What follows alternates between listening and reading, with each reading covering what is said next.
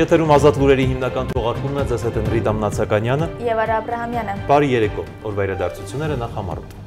Նիկոլ Փաշինյանը ներկա է գտնվել ինժեներական քաղաքի բիզնես աքսելատորի շենքի բացման արարողությանը, շրջայց կատարել շենքում, ծանոթացել կատարված աշխատանքներին, ստեղծված պայմաններին։ Նա ծանոթացել է նաև Հայաստան ճարտարագիտական շփաթության դեսի ներկայացված աշխատանքներին ու նմուշներին։ Թրամփի երթուղին կարող է դառնալ միջին միջանցքի հաջողության նոր խթան։ Այս մասին ադրբեջանական ԱՊԱ-ին տված հարցազրույցում հայտարարել է թյուրքական պետությունների կազմակերպության գլխավոր քարտուղարը և ընդգծել ԱՄՆ-ի հատուկ դերը հայ-ադրբեջանական խաղաղության գործընթացում։ Ազգային ժողովի պատվիրակությունը Ռուբեն Ռուբինյանի գլխավորությամբ մասնակցել է Ստրասբուրգում կայացած ԵԽԽՎ նստաշրջանի աշխատանքներին եվրոպական այս հարթակից միջազգային հանրությանը ներկայացրել կարևորն ու համամարտկայինը։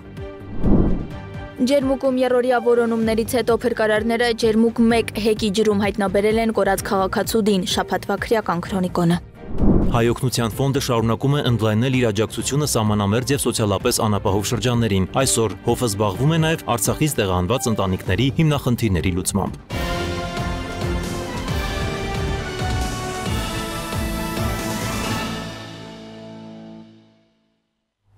Նիկոլ Փաշինյանը ներկա է գտնվել ինժեներական քաղաքի բիզնես աքսելերատորի շենքի բացման արարողությանը, վարչապետը շրջայց է կատարել շենքում, ծանոթացել կատարված աշխատանքներին, ստեղծված պայմաններին, տեղեկացվել է, որ շենքի եւ ավտոկայանատեղիների կառուցման, տարածքի բարեկարգման, նաեւ սարքավորումների եւ կահույքի ձեռքբերման համար միջոցները հատկացվել են Հայաստանի Հանրապետության պետբյուջեից։ Նիկոլ Փաշինյանը այցելել է նաեւ Շարլ Ազնավուրի անվան Հայաստանի ազգային գերհամակարգչային կենտրոն, որտեղ ներկայացվել են առկա հնարավորություններն ու կենտրոնի գործունեությունից ակնկալվող արդյունքները։ Վարչապետը ծանոթացել է նաև Հայաստան ճարտարագիտական շփաթության դեսի ներկայացված աշխատանքներին և նմուշներին, PMI Sins ինժեներական լաբորատորիաների գործունեությանը։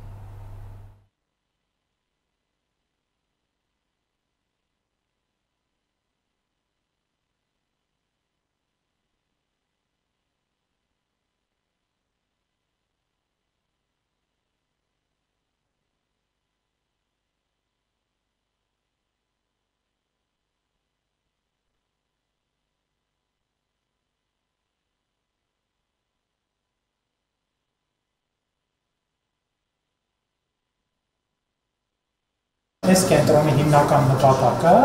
ինժեներական ապագա սերնդի տեխնոլոգիաների հետազոտությունն է եւ հաջորդ սերնդի մեր պրոդուկտների մեջ լինելու են ստանդարտներին համապատասխան աերոզոլի, նյութագիտության եւ էլեկտրոնիկայի հետազոտման լաբորատորիաներ, ու շատ լավ, որ որքան շնորհակալություն պարոն նախարար մեզ ստեղ կարգավորում է, որովհետեւ այս հարկը դառել է գիտական հետազոտությունների հարկ, այստեղ նաև գտնվելու ոնց հասկանում են հայ գիտական լաբորատորիաներ եւ ինժեներական լաբորատորիաները, որոնք որ ընդհանուր օգտագործման համար են, ու մեր մատակարարներից մեկի հետ էինք զրուցում, օրինակ Metavist 3D printer-ի բան ենք քննարկում, որ այսպիսի բարդության եւ այսպիսի մանրության բաներ կարողանանք տպել ճշտությամբ ու արագ, այսինքն րոպեների ընթացքում, որպեսզի հենց գաղափարը հասնում է, հենց գաղափարը առաջանում է, միանգամից կարողանանք այդ գաղափարը տեսկանալ, միանգամից կարողանանք մուլտիդիսցիպլինար թիմը հավաքել նյութագետների, քիմիկոսների, ինժեներների, որտեղ որ բազմաթիվ պրոֆիլներ կան էլեկտրոնիկայի, մեխանիկայի, ծրագրավորման ու արագ ես միջավայրում կարողանանք արագ ես արագությունը ձեր հիմնական գործառույթը այդ ծառայությունները մատուցելն է։ Դուք սեփական հետազոտություններ չեք անում։ Մեր ուղղակի իրենք ձեր սարքավորումներից օգտվում են։ Այո, մենք թույլ ենք մենակ սարքավորումներից, թե ուրիշ նաև մենք ֆինանսավորում ենք խորհրդատվություն։ Ֆինանսավորում եք 300-ից ավել գիտահետազոտական ծրագրեր ֆինանսավորվել։ Հաջորդիվ Նիկոլ Փաշինյանը հանդիպում է ունեցել տեղեկատվական տեխնոլոգիաների ոլորտի ներկայացուցիչների հետ, պատասխանել ներկաներին հետաքրքրող հարցերին։ Դրանք վերաբերել են ոլորտի հետագա զարգացմանը, կառավարության արտաքին բալանսավորված եւ բալանսավորման քաղաքականությանը, իրական Հայաստանի գաղափարախոսությանը եւ այլ թեմաների։ Հայաստանի արտգործնախարարության մամուլի քարտուղար Անի Բադալյանը ՄԱԿ-ի գլխավոր ասամբլեայի բարձր մակարդակի շաբաթվա շրջանակում հարցազրույց է տվել Pass Blue-ին, որում անդրադարձել է Հայաստանի ու Ադրբեջանի միջև Վաշինգտոնում ստորագրված համաձայնագրերին, դրանց արդյունքում ձեռնարկվելիք հետագա քայլերին, Երևանի ու Անկարայի միջև հարաբերությունների կարգավորման ու դրա նշանակությանը։ Նա նշել է, թե Երևանը համարում է, որ խաղաղությունը հաստատված է, սակայն դա ամրապնդելու համար պետք է լուծվեն մարդասիրական հարցեր։ Խոսքը վերաբերում է Ադրբեջանում պահվող հայ ռազմագերիներին եւ պատերազմի հետևանքով անհետ կորած անձանց հարցերին։ Բադալյանն անդրադառնալով թրիփ նախագծին հույս է հայտնել, որ դրա իրականացումը կնպաստի տարածաշրջանային հաղորդակցությունների ապաշրջափակմանը։ Այն կարող է լինել ավելի մեծ նախագծի, միջին միջանցքի եւ այլ նախագծերի մի մասը, որոնք նպատակ ունեն կապել Ասիան Եվրոպայի հետ եւ հակառակը, նշել է նա։ Ինչ վերաբերում է Թուրքիայի հետ հարաբերություններին, ապա Բադալյանի խոսքով Երևանն ակնկալում է, որ Հայաստան-Ադրբեջան խաղաղության պայմանագրի նախաստորագրումը կնպաստի դրանց կարգավորմանը, ինչը ենթադրում է սահմանի բացում։ Թրամփի երթուղու իրականացումը լրացուցիչ խթան կհաղորդի միջին միջանցք նախաձեռնության հաջողությանը։ Այս մասին ադրբեջանական ԱՊԱ-ին տված հարցազրույցում հայտարարել է թյուրքական պետությունների կազմակերպության գլխավոր քարտուղար Կուբանիջբեկ Օմուրալիևը։ Նրա խոսքով թրիփը կկազմի Կենտրոնական Ասիայից Ադրբեջան, ապա Թուրքիայով դեպի համաշխարհային շուկաներ տանող խոշոր առևտրային ուղու մի մասը։ Այն գտնվում է արևելք, արևմուտք առանցքի վրա, հյուսիսային եւ հարավային տրանսպորտային միջանցքների միջև եւ առաջարկում է նշանակալի ռազմավարական առավելություններ երկու այլընտրանքային երթուղիների համեմատ։ Տարածաշրջանում համապարփակ խաղաղության եւ կայունության հաստատումը, նաեւ Թրամփի երթուղու իրականացումը լրացուցիչ խթան կհաղորդեն միջին միջանցքի նախաձեռնության հաջողությանը, ասել է նա։ Օմուրալիևն ընդգծել է Միացյալ Նահանգների հատուկ դերը Ադրբեջանի եւ Հայաստանի միջև խաղաղության գործընթացում։ Եվրոպական խորհրդանի падգամավոր Ֆերնան Կարթայզերն էլ հրատապգրավոր հարցումներ է ուղարկել Եվրոպական հանձնաժողովին, հետաքրքրվելով, թե արդյոք հնարավոր է ԵՄ ներկայացուցիչներ ուղարկել Բաքու հետևելու հայ գերիների դատավարական ընթացքին։ Նա նշել է, Ադրբեջանը վերջերս հրահանգել է փակել Կարմիր խաչի Բաքվի գրասենյակը, միջազգային միակ կառույցը, որ պարբերաբար մուտք ուներ հայ պահվող անձանց մոտ։ Այս քայլով փաստացի վերացվել է նրանց պահման պայմանների արտաքին հումանիտար մոնիտորինգը։ Վստահելի տեղեկություններն էլ վկայում են նաև պահվողների առողջական վիճակի վատ տարածման, համապատասխան բժշկական օգնության մերժման, ընտանիքների հետ կապի բացակայության, մեկուսացված պահման, նաև քաղաքական շարժառիթներով եւ կեղծ մեղադրանքներով դատավարությունների մասին։ Հայաստանի ազգային ժողովի պատվիրակությունը Ռուբեն Ռուբինյանի գլխավորությամբ մասնակցել է Ստրասբուրգում կայացած ԵԽԽՎ նստաշրջանի աշխատանքներին։ Եվրոպական քաղաքական այս կառույցը պատվիրակների համար հարթակ է միջազգային հանրությանը ներկայացնելու կարևորն ու համամարտկայինը։ Շաբաթվա սկզբին Ստրասբուրգում մեկնարկեց Եվրախորհրդի խորհրդարանական վեհաժողովի աշնանային նստաշրջանը։ Եվրոպական քաղաքական այս կառույցը պատվիրակների համար հարթակ է միջազգային հանրությանը ներկայացնելու կարևորն ու համամարտկայինը։ Օրակարգերի առանցքում ռուս-ուկրաինական ու իսրայելա-պաղեստինյան պատերազմներն էր եւ դրանց դիվանագիտական լուծման ուղիները։ Նիստերի ընթացքում հունգարացի պատվիրակ Ժոլտ Նեմետն առանձնացրեց Հայաստանի եւ Ադրբեջանի միջև ձեռք բերված համաձայնությունը միտված խաղաղությանը։ Նշենք, որ Բաքվի պատվիրակների մուտքը Եվրոպայի խորհրդի խորհրդարանական վեհաժողով արդեն երկրորդ տարին է, շարունակում է մնալ փակ։ Ադրբեջանի պատվիրակության լիազորությունները կառույցում դադարեցվել էին ժողովրդավարությանը հակասող մի քանի պատճառներով։ Եվրոպական օրակարգով առաջ շարժվող Հայաստանի կառավարության ղեկավար Նիկոլ Փաշինյանը ևս ներկա էր աշնանային նստաշրջանի աշխատանքներին։ Վեհաժողովի հետ մեր երկիրն ունի ձևավորված ամուր կապեր, կառույցի ընդունած բանաձևերը Հայաստանի ժողովրդավարության դժվար ճանապարհի մշտական ուղեկիցն են։ Եվրոպական հեղինակավոր ամբիոնից նշեց Հայաստանի վարչապետն ու պատասխանեց նաև պատվիրակների հարցերին եւ հստակ ձևակերպումներով փոխանցեց մեզ համար առանցքային ուղերձներ։ Օգտագործում եք Զանգեզուրի միջանցք արտահայտությունը։ Որտեղից այդ արտահայտությունը ձեզ։ Նման արտահայտություն չկա, չի եղել եւ համոզված եղեք չի լինի Հայաստան-Ադրբեջան համաձայնեցված որևէ փաստաթղթում։ Ես նաեւ դիմեցի կոչով ադրբեջանցի գործընկերոջս, որպեսզի պարզաբանի ինչ նկատի ունի Զանգեզուրի միջանցք ասելով։ Որտեղ է Զանգեզուրի միջանցքը։ Քարտեզի վրա պետքա ցույց տալ այդ Զանգեզուրի միջանցքը։ Որտեւ եթե պարզվի, որ Զանգեզուրի միջանցք ասելով նկատի ունեն Հայաստանի որևէ տարածք, որևէ մեկը իրավունք չունի Հայաստանի Հանրապետության ինքնիշխան տարածքի վրա անուն դնել, որը ընդունված չէ Հայաստանի Հանրապետության կողմից։ 5 օր տևած նիստերի ընթացքում Եվրոպայի խորհրդի խորհրդարանական վեհաժողովում ազգային ժողովի պատվիրակները հանդես եկան ելույթներով։ Մեր երկրի խորհրդարանականները Ստրասբուրգում էին ազգային ժողովի պատվիրակության ղեկավար Ռուբեն Ռուբինյանի գլխավորությամբ։ Ելույթները տարբեր էին, ունեին կոնկրետ շեշտադրումներ։ Նախ անդրադարձ կատարվեց Հայաստան-Ադրբեջան խաղաղության գործընթացին, մեր երկրում ընթացող ժողովրդավարական բարեփոխումներին։ Այդ համատեքստում ազգային ժողովի պատգամավորները խոսեցին նաև տարբեր գործընթացներում երիտասարդների ներգրավվածության վերաբերյալ։ Փաստվեց, որ Հայաստանը հանձնառու է խթանել երիտասարդների ներգրավվածությունը որպես մեր ժողովրդավարական զարգացման անկյունակար։ Եվ թողարկման այս հատվածում շաբաթվա կարևոր եւ ուշագրավ զարգացումները քննարկել է միջազգայնագետ Դավիթ Կարապետյանի հետ։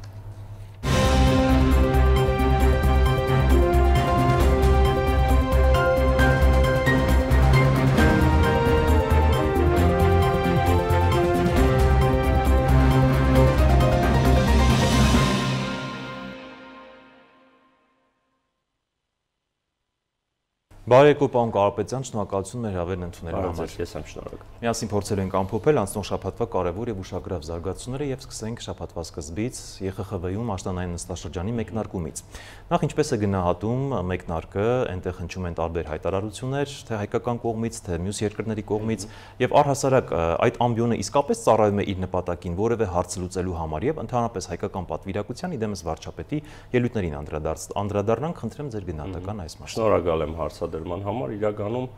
բավականին լուրջ ամբիոն է, որտեղ քննարկվում են լուրջ հարցեր, ընդ որում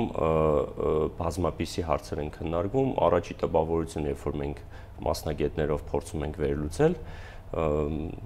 կարծես առաջի տպավորությունը այնպիսին է, որ հայամետ հայտարարություններ են հնչում տարբեր երկրների պատվիրակների կողմից, ենթադրում եմ տեղյակ եք գերիների վերադարձի պահանջներ են ներկայացնում տարբեր երկրների ներկայացնում, եւ այստեղ տպավորությունն է, որ իրավիճակին տիրապետում են համենայն դեպս այդ կառույցում ներկայացուցիչները, որովհետեւ հարցադրման բովանդակությունները, երբ որ նայում ես, հասկանում ես, որ գոնե տիրապետում են մարդիկ իրավիճակին եւ ճիշտ հարցադրումներ են տալիս։ Վարչապետի ներկայությամբ տեսանք որոշ հարցադրումներ եղան, որոշ հարցադրումներին սթափ պատասխաններ հնչեցին, որոշ պատասխաններում ես որպես մասնագետ իմ գնահատականը սուբյեկտիվ տալիս եմ, որ կիքսեր արձանագրեցինք եւ մի շարք վիճահարույց եւ մտահոգիչ հայտարարություն եղավ, մանավանդ արցախցիների վերադարձի հետ կապված դիրքորոշումը, որ աներկբա է, որ դա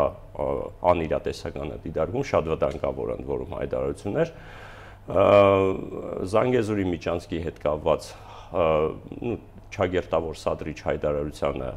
հարցադրմանը պատասխան եղավ մասամբ տեղին պատասխան մասամբ էլի կիքսերով, էլի իմ սուբյեկտիվ կարծիքն եմ հայտնում, բայց ընդհանուր առմամբ տպավորությունը լավ էր, նստաշրջանը բավականին հայամետ դիրքորոշումներով եւ դիտանկյունից եթե նայում ենք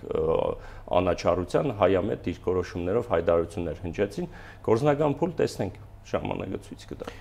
ԵԽԽՎ-ին անդրադառնանք, Կիպրոսի падգամավորները շատ կոշտ հայտարարեցին հենց այդ գերիների մասով, որ դուք նշեցիք, մի փոքր մանրամասներ հակագծերը բացենք, նշեցին, որ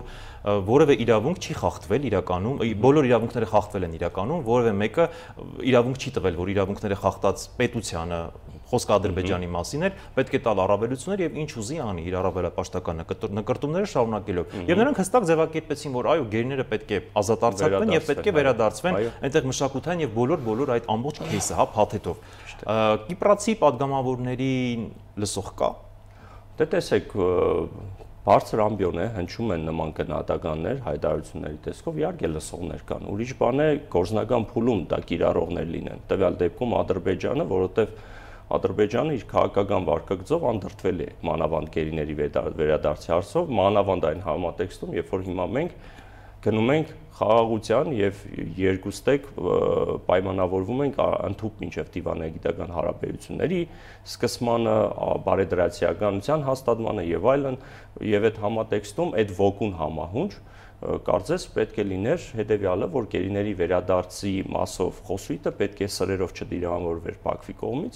բայց տեսնում ենք, որ համենայն դեպս տեսեք, այստեղ կա հետեւյալը, Բաքվում գտնվում են գերիներ, բայց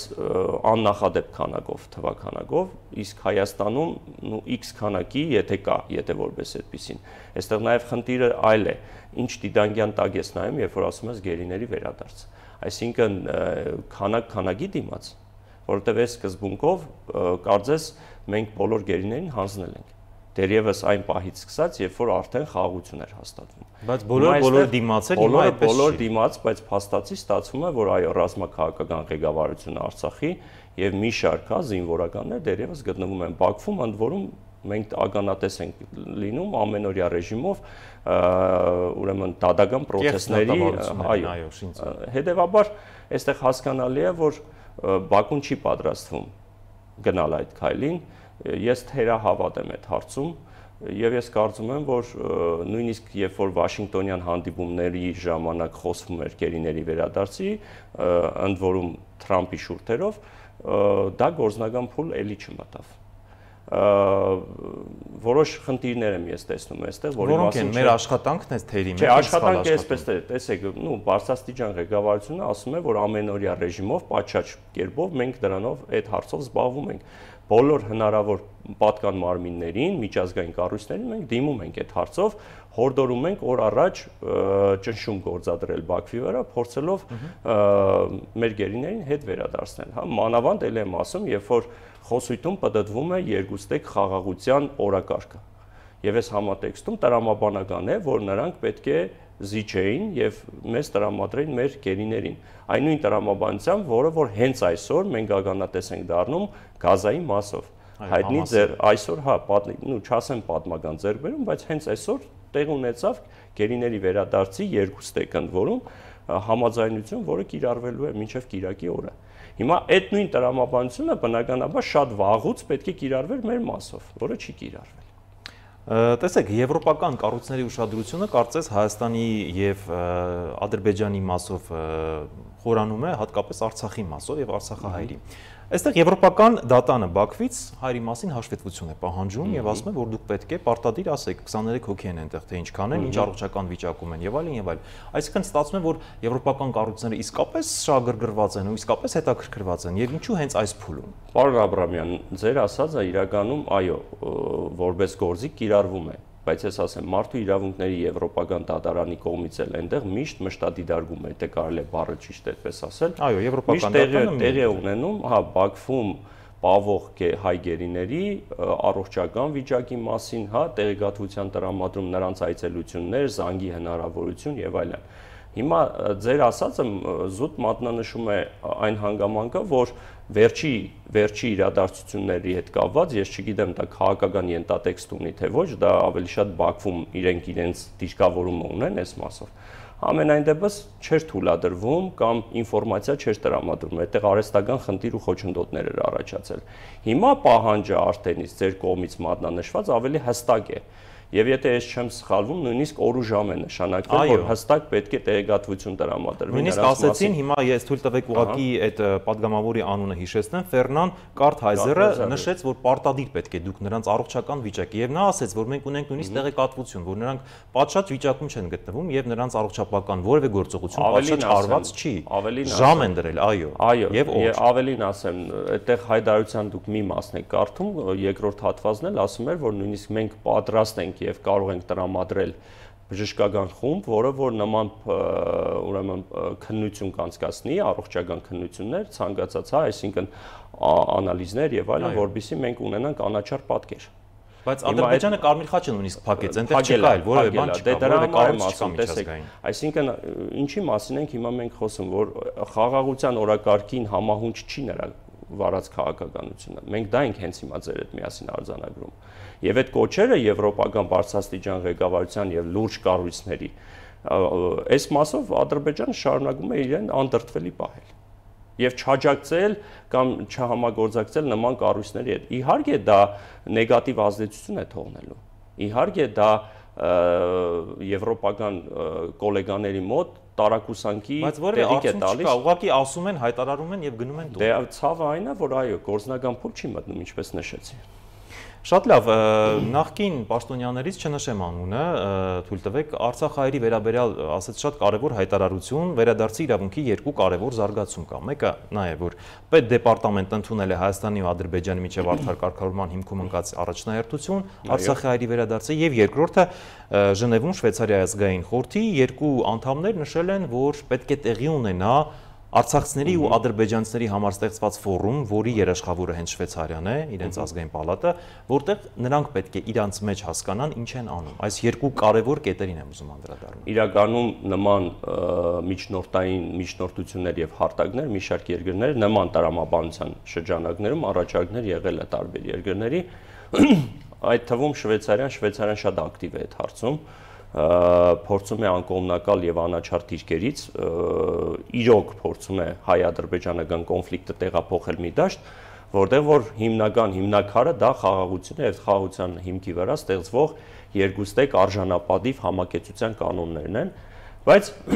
ցավով եմ նշում, ելի գնահատականս նեգատիվ է այն մասով, որ Ադրբեջանը որևիցե արձագանք չի տվել դրան։ Եվ ընդհանրապես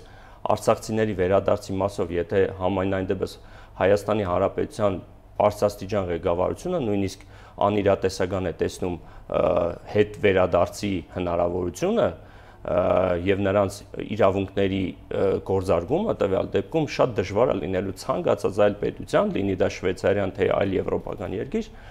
որևիցե միջնորդություն ի կատարածի եւ դա գործնական փուլ մտնի։ Ցավոք եմ դա նշում ես հիմա։ Տեսեք, շատ կարևոր եւս մի հարցի եմ ուզում անդրադառնամ, տեսեք, Պաղեստինի մասին եմ ուզում խոսենք, 160 երկիր արդեն ճանաչել է այդ պետությունը, այն դեպքում, երբ ոչ կար սահմաններ, ոչ էլ սահմանադրություն, իսկ Արցախը ուներ եւ մեկը եւ մյուսը։ Եվ ինչով էր պայմանավորված, որ այդ ծանր օրհասական պահին հենց նույն արևմուտքը եվրոպական երկրները որևէ բան չարեցին, հայտարարություններ էր թղթի տեսքով, ուղղակի խոսույթի տեսքով, մամլու հաղորդագրությունների տեսքով եւ ոչ ավել։ Մի մասը նշում է, որ դուք վերցրել եք ռուսական ծիրը, այնտեղ Ռուսաստանն էր, Կրեմլն էր, դրա համար արևմուտքը որևէ բան չարեց, մյուս մասն ասում է սխալ խոսույթեր եւ այսպես շարունակ, վերջապես ո՞րն էր խնդիրը։ Դե տեսեք, էլի հնչում են տարբեր տեսակետներ ու դիրքորոշումներ։ Իրականում ես 2 օր առաջ հենց ձեր հարցադրման մասով հայտարարություն կատարեցի, ասելով հետեւյալը, որ այո, ձեր կողմից ասված ՄԱԿ-ի անդամ մի շարք երկրներ, 100-ից ավել երկրներ պատրաստ են այստեղ խոսույթը նախ պատտվում էր Գազայի անկախության հաստատման, հետո հասկացանք, որ տվյալ դեպքում դա ավելի աներյատեսական է, իրատեսական, երբ որ խոսքը գնում է Պաղեստին պետության ստեղծման, որի մեջ կմտնի Գազայի։ Այս մասով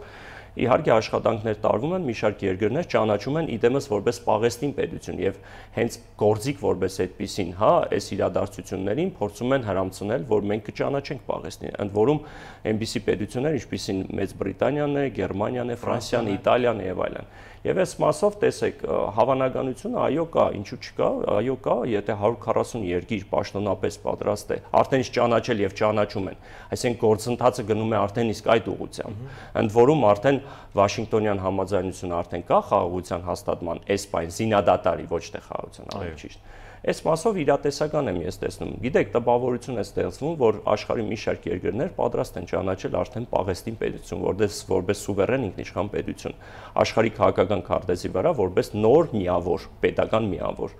Եվ ես այստեղ այո, շատ ճիշտ եք ասում, որ ես ինքս զուգահեռներ եմ անցկացնում, իհարկե զարմանքով եւ որոշակի տարակուսանքով, որովհետեւ տեսեք, Արցախի հանրապետությունը իր բոլոր իսկ որպես կազմավորում, իր բոլոր պետական ատրիբուտներով պատրաստ պետություն էր ճանաչվելու։ Բոլոր ատրիբուտներն ուներ որպես պետություն ճանաչվում, բայց չճանաչվեց։ Ու այստեղ շահարկման մի հատ առարկա կա, գիտեք, ես կուզենամ առիթ եք ընձեռել, ես այդ մասով ասեմ։ Տեսեք, շատերը շահարկում են իհարկե չհասկանալով ոչ պատմագրությունը, ոչ աշխարհաքաղաքականությունը, ոչ տվյալ փորձում են զուգահեռներ անցկացնել Գազայի բնակիչների արաբների, ինչպես նրանք մինչև վերջին պահը չեն լքում իրենց հայրենիքը, մնում են նույնիսկ կոտորվելով, հա, սպանդի ենթարկվելով, գենոցիդի ենթարկվելով։ Տեսեք, Արցախի դեպքում, որտեղ որ էլի էգզիստենցիալ խնդիր կար, դուք գիտեք, ադրբեջանական այդ ճնշումը եւ համակեցության որևիցե կանոնի ամիս ուղակի սովի մատնեց։ Այո, սովի մատնելով հանդերձ եւ այստեղ մենք գոնե գիտենք, որ Արցախահայությունը գոնե Հայաստանի ելք ու մուտք ուներ, հնարավոր մի օղակ կար, որտեղ որ նա կարող էր գնալ։ Եվ այստեղ պաղեստինցիները, ես ձեզ վստահեցնում եմ, իրենք տեղ չունեն գնալու, բառից բուն իմաստով, ոչ մի հարևան երկիր, լինի դա Հորդանանը, Եգիպտոսը, Լիբանանը, Սիրիան, ոչ մեկը պատրաստակամություն չի դրսևորել օգնել, օժանդակել եւ փախստականներին դիմավորել։ Որպես այդպեսին լավագույն դեպքում խոսք է եղել հումանիտար օգնություն տրամադրելու մասով։ Ես ուզում եմ սա հստակ մենք ընդգծենք, որովհետև շահարկման առարկա է դարձել, այդ տեսեք Գազայի բնակիչները մնացին, այդուհանդերձ պայքարեցին, դրա արդյունքում է, որ միջազգային հանրությունը եւ մի շարք վերպետական կառույցներ փորձում են ինքնիշխանություն շնորհել նրանց, պետություն տալ նրանց, հա։ Եվ այստեղ շատ վիճահարույց է այդ մասը, որովհետև ամեն կոնֆլիկտ ինդիվիդուալ է, չի կարելի այս մասով համենայն դեպս համադրել։ Եվ վերջին հարցը շատ կարճ, որովհետև եթերային ժամանակը սպառվում է։ Միջազգային իրավունքը ըստ էության այլևս գոյություն ունի թե չունի։ Որտեղ որ ուժի գործոնն է գերիշխում, իսկ տվյալ դեպքում ուժի գործոնը միջազգային իրավունքը կահում է այդտեղ։ Ես ցավով եմ նշում, բայց փորձը ցույց է տալիս, որ միջազգային իրավունքը այսօր ստորադասված է, կիրառվում է այն ժամանակ, երբ գերտերությունների, հեգեմոն գերտերությունների կողմից, երբ նպատակահարմար է գտնվում։ Շնորհակալ եմ հրավերն ընդունելու համար եւ հանգամանալից զրուցելու համար։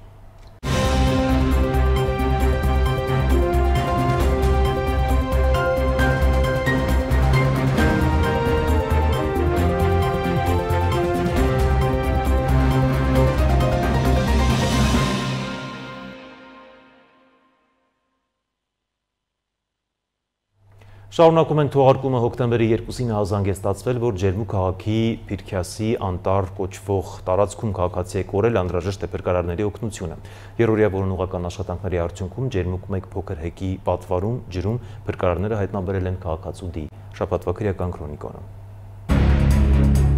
Փաստական տվյալներ են ձեռք բերվել այն մասին, որ Պաշտպանության նախարարության զորամասի ժամկետային 2 զինծառայող նույն զորամասի ժամկետային զինծառայողի նկատմամբ դաշան վերաբերմունք դրսևորելու եղանակով վերջինիս անզգուշությամբ հասցրել են ինքնասպանության։ Մասնավորապես 2 զինծառայողները տարբեր պատճառներով պարբերաբար սեռական բնույթի հայհոյանքներ են հնչեցրել ՍՀԻ հասցեին։ Այնուհետև խմբով դաշան վերաբերմունք են դրսևորել նրա նկատմամբ, պատճառելով մարմնական վնասվածքներ։ Քրեական վարույթի նախաքննության ընթացքում պարզվել է, որ զինծառայողի դեմքին արկա մարմնական վնասվածքը նկատել է Պաշտպանության նախարարության զորամասի հրաձգային գումարտակի հրամանատարի թիկունքի գծով տեղակալը, որը պարզելով, որ նշված վնասվածքները պատճառել են զորամասի 2 զինծառայողները, հանցագործության դեպքի մասին սահմանված կարգով չի զեկուցել, այլ դրա փոխարեն կարգադրել է զինծառայողի աչքի շրջանում արկա վնասվածքը շպարել։ Այսպիսով 3 անձի գործողությունների հետևանքով ՍՀ-ն իրեն ամրակցված ինքնանձիկով ցնոտի հատվածում կրակահերթով արձակել է 2 կրակոց, գործելով ինքնասպանություն։ 2 անձի նկատմամբ հարուցվել է հանրային քրեական հետապնդում մի խումբ անձանց կողմից զինծառայողին անզգուշությամբ ինքնասպանության հասցնելու,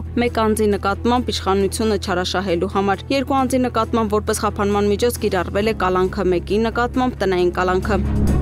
Արցախի պաշտպանության բանակի նախկին հրամանատար Ջալալ Հարությունյանը չի արդարացվի։ Վճռաբեկ դատարանը մերժել է վարույթ ընդունել նրան մեղավոր ճանաչելու վերաքննիչ դատարանի որոշման դեմ բողոքը։ Վճիռն ուժի մեջ է մտել, ինչը նշանակում է, որ առաջիկա օրերին Հարությունյանը կտեղափոխվի քրեակատարողական հիմնարկ։ Սյունիքի մարզի ընդհանուր իրավասության դատարանը փետրվարին Ջալալ Հարությունյանին դատապարտել էր 5.5 տարվա ազատազրկման։ Նա մեղավոր էր ճանաչվել ռազմական դրության ժամանակ 2020 թվականի հոկտեմբերի 12-ին ծառայության նկատմամբ անփույթ վերաբերմունք դրսևորելու համար, ինչն անզգուշությամբ առաջացրել էր ծանր հետևանքներ։ Ցորի զորամասի D20 հրետանային դիվիզիոնի 20 զինծառայող զոհվել էր, իսկ 1 զինծառայողի գտնվելու վայրը մինչև օրս հայտնի չէ։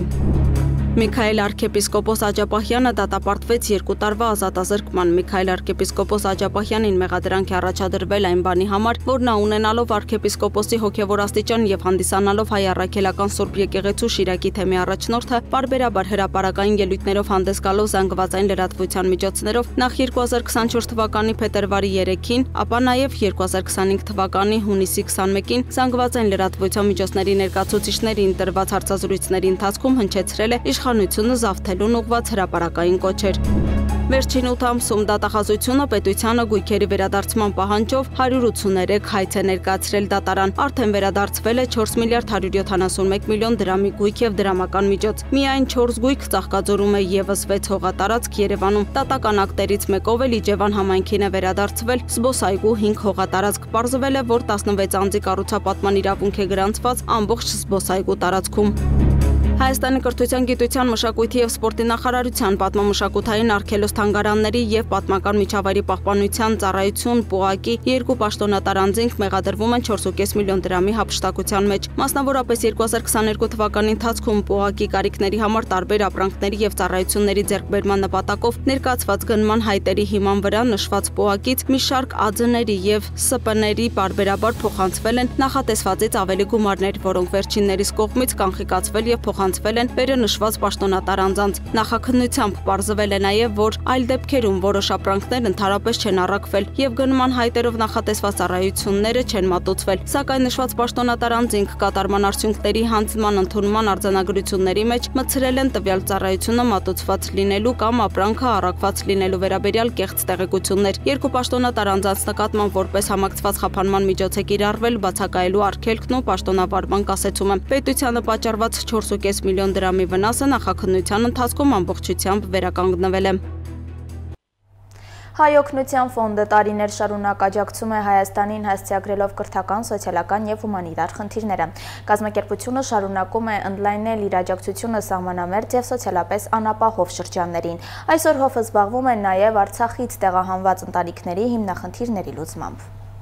Հայ օգնության ֆոնդը շուրջ 37 տարվա պատմություն ունեցող բարեգործական կազմակերպությունը շարունակում է իր ամուր ներկայությունն ու աջակցությունը Հայաստանին։ Հիմնադրվելով 1988 թվականի աղետալի երկրաշարժից հետո հովն այս ընթացքում Հայաստանին է հատկացրել ավելի քան 400 միլիոն դոլար, ներդրումներ կատարելով հարյուրավոր ծրագրերում, ենթակառուցվածքներից մինչև կրթություն եւ տեխնոլոգիական զարգացում։ Սկզբնական շրջանում հովի ուշադրության կենտրոնում եղել են շինարարական եւ վերականգնողական աշխատանքները, բնակարանային ապահովման ծրագրերը, մարդկանց անհրաժեշտ առաջնային սննդամթերքով ապահովելը, սակայն ժամանակի ընթացքում կազմակերպությունը ռազմավարական շրջադարձ է կատարել, կենտրոնանալով երկարաժամկետ ծրագրերի վրա։ Մեր գործունեությունը ժամանակի ընթացքում ընդլայնվել է։ Այժմ իրականացնում ենք նաև տեղեկատվական տեխնոլոգիաների ոլորտի ուսուցում ու կրթական տարբեր ծրագրեր, որպեսզի մեր նոր սերնդին հնարավորություն տանք ապրել լիարժեք կյանքով։ Եթե մարդուն ձուկ տաս, նա կսնվի մեկ օր, բայց եթե սովորեցնես ձուկ որսալ, կապահովես ամբողջ կյանքի ապրուստը։ Հենց այս գաղափարախոսությունն է մեր ծրագրային նոր քաղաքականության հիմքում կենտրոնացում կրթության, տեխնիկական հմտությունների ուսուցման, երեխաների պաշտպանության եւ տնտեսական կայուն զարգացման վրա։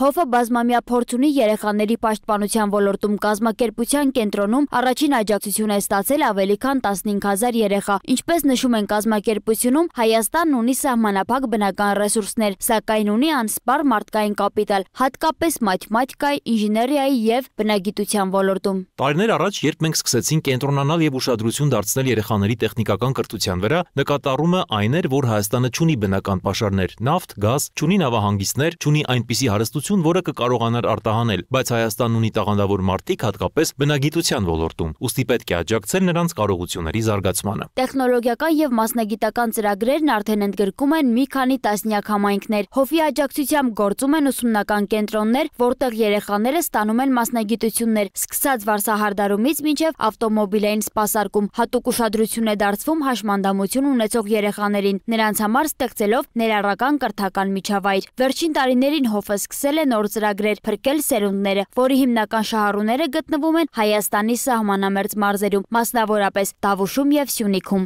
Մոտեցումը համապարփակ է, ընտրվում են սոցիալապես անապահով ընտանիքներ, որոնց կարիքները գնահատվում են տեղում։ Ընտանեկան աշխատանքային պլան մշակելուց հետո իրականացվում է բնակարանային բարելավում, երեխաների կրթության աջակցություն, հոգեբանական օգնություն, նույնիսկ փոքր բիզնեսների մեկնարկ։ Այս տարածաշրջանում արդեն կառուցվել է մոտ 30 մանկապարտեզ, ընդ որում 17-ը հենց Տավուշի մարզում։ Հիմնական ուղղությունները Հայ օգնության ֆոնդի աշխատանքի դրանք